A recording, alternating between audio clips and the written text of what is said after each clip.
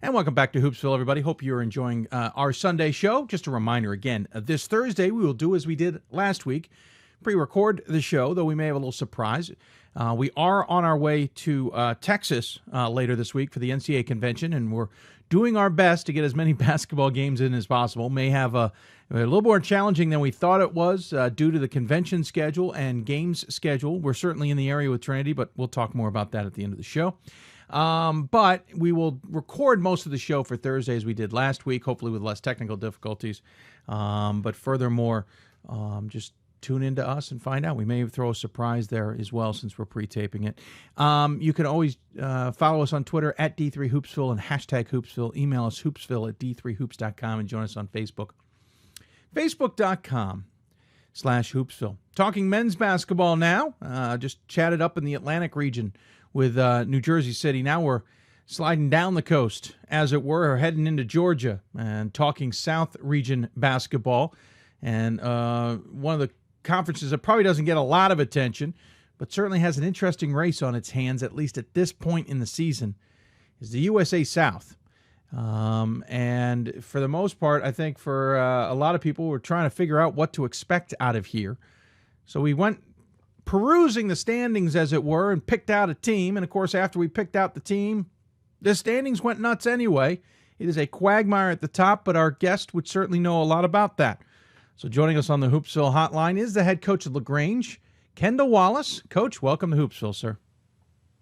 Hey, thanks so much for having me, Dave. I appreciate the opportunity. I appreciate you taking the time. We should mention to everybody that is not a misspelling. It is Kendal with one L. Because at least at this rate, you only have one-game losing streaks. We hope that will continue. Coming off a really tough loss to Maryville in conference action, 84-60, Coach. We might as well just get that one out of the way now. What happened? Maryville is a storied program. It's really tough to play at their place. Generally, all their players are really hyped up and excited to play at home, and they caught us on a bad week, so to speak. My three top guards went 4 of 28 from the field, and it's really tough to win in any at home or away in a situation like that. Yeah, that is the truth. It doesn't help when you can't shoot very well from outside. I've seen the exact opposite when you shoot really well, how amazing those games can be. Of course, Maryville's your alma mater, so it's got to be a little bitter in some capacity that you go up there. You know the place well. You know the program well, certainly. I know you'd love to come out with a victory just as a proud alum. At the same time, you're probably torn because as a proud alum, they got the win too. What is it like to play against your alma mater in such a big game? And you play them, twice a year? Yeah, we play them twice a year, and of course, sometimes meet in the conference tournament, yep. And so we get a good look at them quite a bit. Being an alum from Maryville, I'm a very proud alum. I can tell you that. Coach Lambert has done just tremendous things there for the athletic department as well as for his basketball program, and it's just been one of a great feeling for me to have graduated from there and then to have gone and played for Coach Lambert, then to gone back and have coached with him. The man has taught me so much about basketball and as well more about life and how to go about doing things. Going up there to play them is sometimes a distraction for us because it's like going home and seeing everybody at Christmas time and sometimes it becomes a social affair instead of concentrating on the task at hand, and that's competing in a basketball game. Well, at least you get that one done kind of in the beginning of January. It's not near the end of the season this year. Obviously, you'll get the rematch with them in the middle of February on February 13th. I'm sure that date has been circled, but those dates may have been circled anyway. This USAC race has certainly been a fascinating one to watch over the years. Last year, none the exception. As it was Averett that finished on top with a whole host of teams sitting a few games behind them, including yourselves at 7-7. But this year, it's even crazier. North Carolina, Wesleyan, LaGrange, Maryville, Ferrum, Covenant, all with 2 wins. Averett, Greensboro, Huntington, Piedmont, all with 1 out of 3 or 4 games so far. Certainly at this point, looks like this is going to be a crazy race to the end. Well, I think you got that right, Dave. As we look around our conference, almost every team is very evenly matched, in my opinion. I think that any team can win any night on the road or at home, and even those guys that are pulling up the lower part of the conference in the standings right now are very strong teams and are playing good basketball. They just don't seem to come out on top sometimes, and I think that a lot of those schools will probably get that changed and turned around by the end of the season. So it's going to be a very interesting conference regular season, and even more with that, I think the conference tournament will prove to be very exciting for all the teams in our conference as well as the South region. You look at the bottom, William Peace and Methodist are the two teams at the bottom at 0-2. William Peace only being outscored by 9 total in conference in those two games. Both of them with 5-8 for William Peace, Methodist 4-9 records that aren't horrible. But you just ignore them for a moment, and everybody's got an above 500 record in overall. Piedmont and Huntington at 6-5, Greensboro at 7-6, Averett at 10-3, Covenant and Ferrum 7-6, 7-5 respectively. Yourselves and Maryville at 10-3. North Carolina Wesleyan at 9-4. You guys have had a very good out-of-conference start to this season, which is certainly something that we're not used to, I think. Averett's gotten a couple of big wins. Maryville's gotten a couple of big wins. You guys got a number of big wins in the out-of-conference schedule. It seems like that momentum is moving forward. Yeah, Dave, I think all the coaches in our conference, not necessarily we've talked about it, but we've all, kind of thought in our minds that we need to play tougher competition in the non-conference part of our season.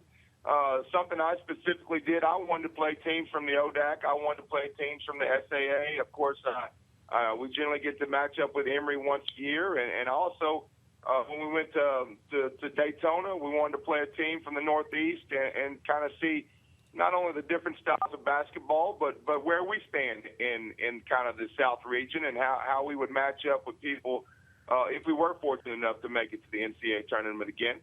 I really feel like that we played a very strong non-conference schedule.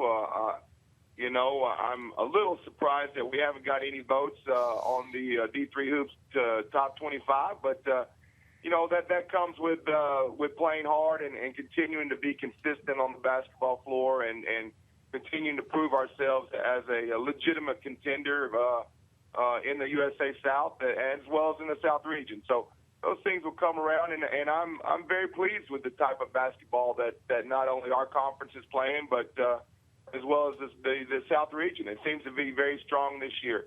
Go ahead. Well, no, you're fine. What I was going to say was it's interesting at the beginning of the season, the coaches poll doesn't exactly indicate at all what we're looking at. Averett was picked to finish first. They're certainly up there in the conversation. North Carolina Wesleyan second. They're obviously first. Maryville's in their spot in about 3. You guys were tied for 5th with Piedmont. Piedmont's a game behind you. William Peace and Methodist 7th and 8th. Well, they're at the bottom right now. Are there surprises in the conference this season? Are there things that coaches didn't expect would result or have turned out? Or is it just they were way too early in the process, 3-4 games in, to really get a grip of what's going on in the conference? Well, that preseason poll, I think, again, I don't know that it holds a lot of weight for what we're trying to do. Yeah, sure. Of course, in Division III, you know how it is. You can pick up a player or two and change your whole scheme of things and your whole lineup. That's generally the Division III kind of way to do things. We were very lucky to get 5 of our top 6 scorers back, and I felt like that we would have a strong team with those 5 guys. We picked up a couple of good players as well, and some very good freshmen that have contributed big minutes. So again, and I know other teams in our conference have done the same thing. I was really shocked and pleased to see Huntington back competing very well in their non-conference schedule with some of their recruits. Maryville is as strong as they've ever been, and they seem to have lost one of their better players in Jamani Bird with his ACL tear. And you have to mention Spencer Schaffner. He's just playing out of his mind right now. He's probably the best player in our conference, and when a kid goes for 29 and 10 from the 2-guard position, you have to give him some respect and some recognition. Absolutely. Looking around the conference, I try not to dwell too much on everybody prior to me playing them. So I haven't done a lot of investigating on what NC Wesleyan's doing and what Averett's doing, but it seems like that they're holding their own. Greensboro, of course, returns the Conference Player of the Year from last year. So, it's going to be a very exciting time in the USA South today. And, again, like I said, that preseason poll doesn't hold a lot of weight. I think a lot of kids look at that, and sometimes it motivates them to try to be better players and work better as a team. So it certainly shows that in our conference this year. Yeah, it certainly makes sense. It's just a nice barometer to kind of give us a sense. I mean, but I would say about half the conferences are already up in the air compared to what those polls compared to at the beginning of the season. Of course, you guys have Huntington ahead, and Huntington's a squad that comes in about 500. They're at 6-5, 1-2, a game behind you guys in conference action. And then after that, you'll have a non-Division III game against Columbia International, and then back to the schedule against Piedmont and Greensboro. Feels like this is an important period for you guys. You come off the really tough loss to Maryville in the 84-60. You haven't lost more than a game, as we said, in a row. Pensacola Christian, non-Division III earlier in the season. Tough loss to Lynchburg at the holiday break. But you've also got solid wins. You bounced back from that Lynchburg loss with a win over Eastern Connecticut. You've also beaten Birmingham Southern this season. You've beaten Emory and Oglethorpe this season. What is there a message at this point to tell the team, or can you fall back on those previous losses and go, see, we can do this. We can get back on the horse rather easily? Well, I think that's the point exactly that we're going to try to get to. Coaches want to go through the season and hopefully, remain in a successful manner, but then, try to peak at the end so that they're able to go on a, 6 to 9 game win streak to win their conference tournament and then hopefully go some distance in the national tournament. So right now we got to get back to playing team basketball. I didn't feel like that we played very good team basketball last night against Maryville. A lot of, our three guards were really trying to do way too much individually. Not a lot of assists for us last night with 11, and that's not our style of play. We didn't get many buckets in transition.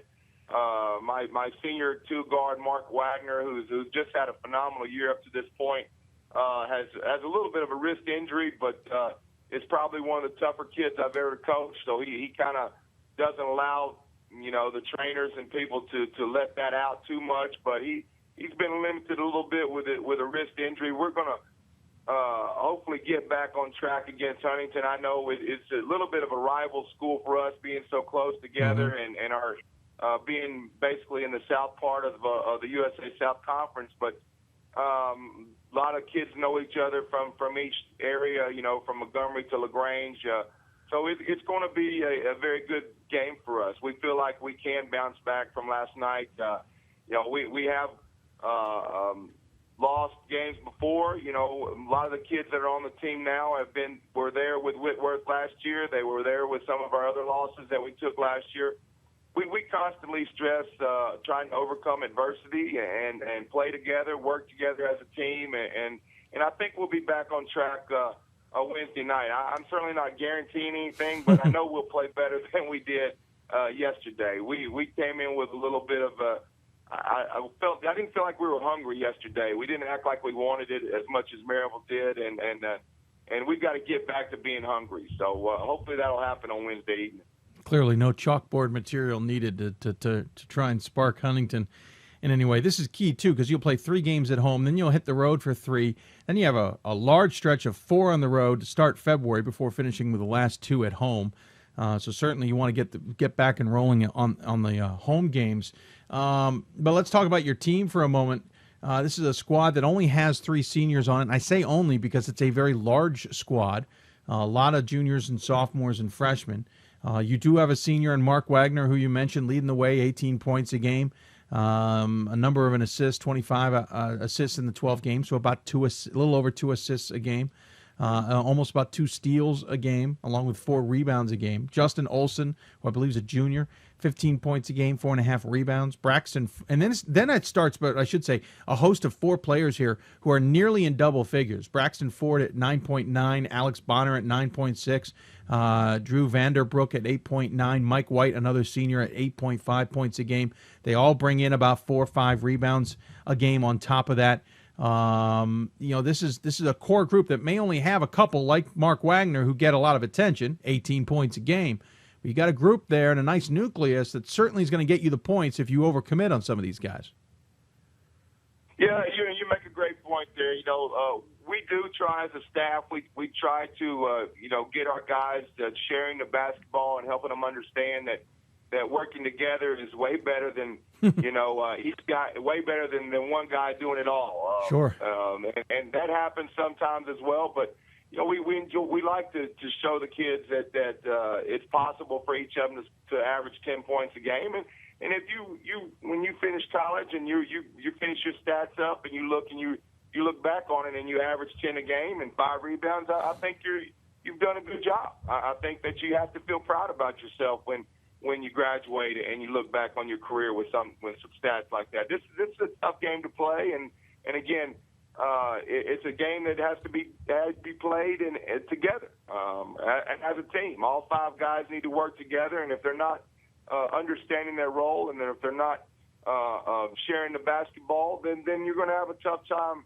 I think being consistent in the success that you may have. But we try to talk to our guys about that, and sometimes as you look back on it, they are just kids, and sometimes they get a little greedy and get a little confused on really what the task at hand is. But with a loss like yesterday, I think we'll have an eye-opening experience tomorrow, practice them, and get back on track for that. So we certainly try to distribute the basketball. If we're not in our transition game, we have a hard time scoring a lot of points.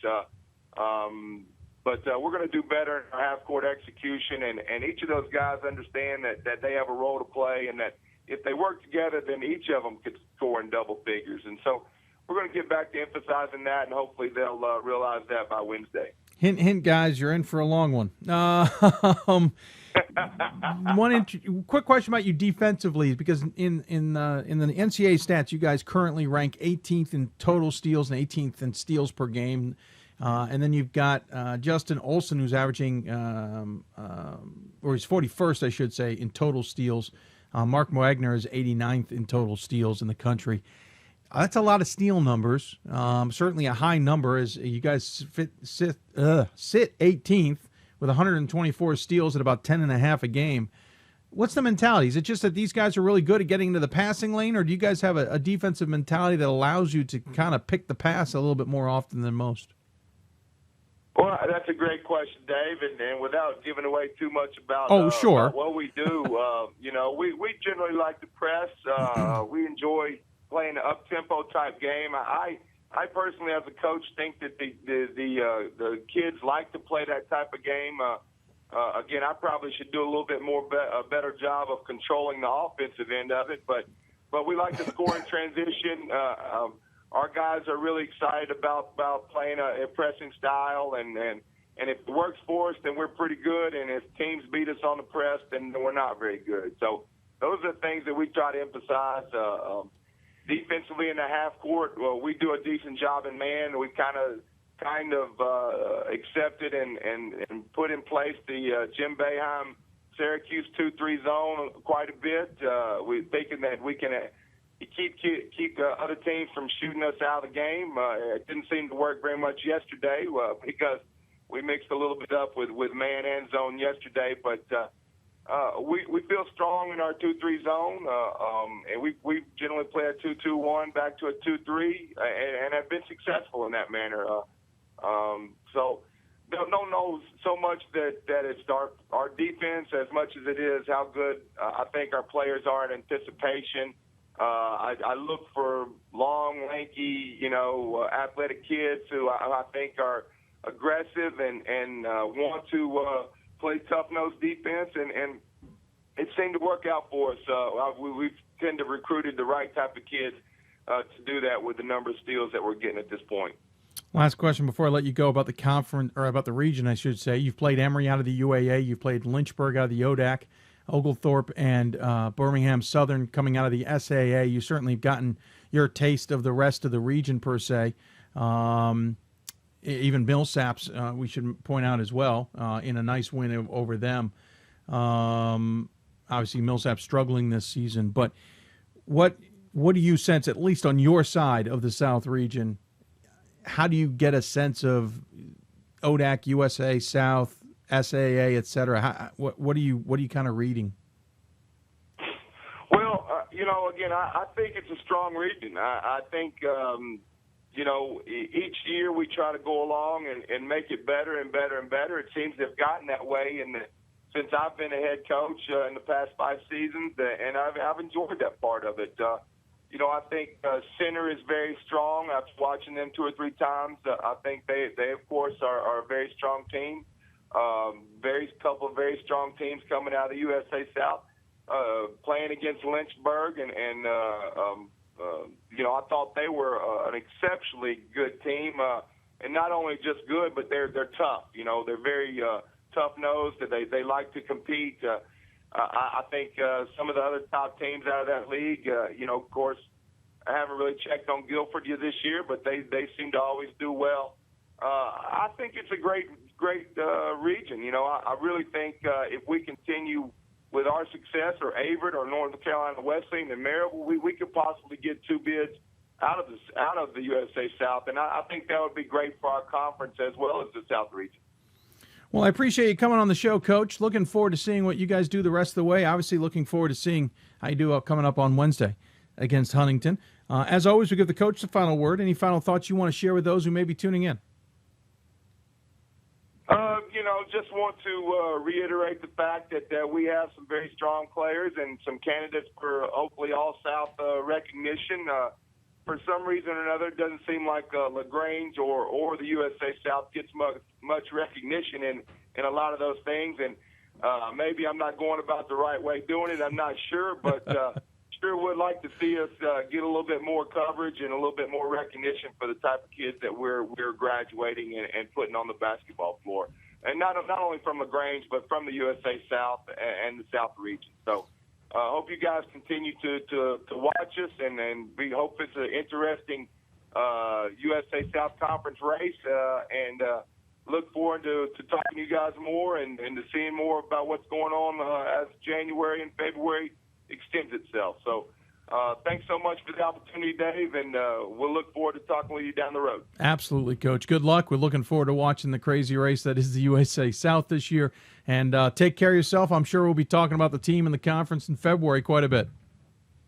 Thanks so much, Dave. Appreciate the opportunity. Absolutely. Kendal Wallace joining us here on the Hoopsville Hotline. Again, the team is 10-3 overall, coming off a bit of a sting of a loss, 84-60 to Maryville, but they'll get on the horse again against Huntington coming up here on Wednesday, 2-1 in USA Conference play, USA South Conference play. Obviously, a lot ahead of the season. We're only about halfway through technically the season.